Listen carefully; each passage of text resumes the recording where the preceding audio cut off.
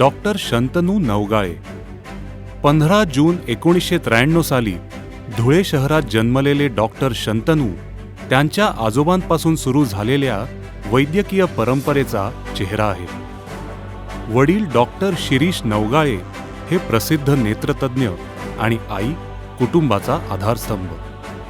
डॉक्टरकीचा वारसा लाभलेलं हे घर शंतनूंच्या मनातल्या सेवाभावाचं पहिलं बीज होतं. शालेय शिक्षण धुळ्यातल्या जय हिंद हायस्कूलमध्ये पार पडलं, तर 12वी नंतर ते मुंबईच्या KEM हॉस्पिटलमध्ये MBBS आणि त्यानंतर MS सर्जरीसाठी दाखल झाले. शिक्षणाचा प्रत्येक टप्पा, रात्र ओटीमध्ये काढलेले क्षण, थकवा झटकून घेतलेली जबाबदारी, या सगळ्यांमधून एक कुशल लॅप्रोस्कोपिक आणि कॅन्सर सर्जन घडत गेला.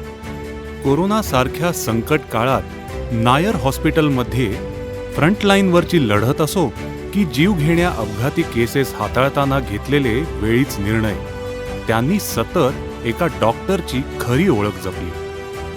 फक्त वैद्यकीय सेवेतच नव्हे, तर आजोबांनी स्थापन केलेल्या शेतकरी मुलांसाठीच्या शाळेचं काम आज ते स्वतः करत आहेत. वारकरी शिक्षण आणि संस्काराचं हे केंद्र समाजसेवेचा खरा अर्थ समजावणारी शाळा बनली आहे. त्यांचा मित्रपरिवार मोठा आहे आणि आजही ते मैत्रीला तितकंच महत्त्व देतात. शाळेतली 40 मुलं त्यांना आपलीच लेकरं वाटतात. पुणे मुंबई या नोकरीसाठी बरेच लोक येतात, पण त्यात सगळे सक्सेस होतं असं नाही. तर सक्सेस होण्यासाठी मेहनत करावी, जिद्द असावी आणि त्या मेहनतीच्या जोरावरच तुम्ही पुढे जाऊ शकतात.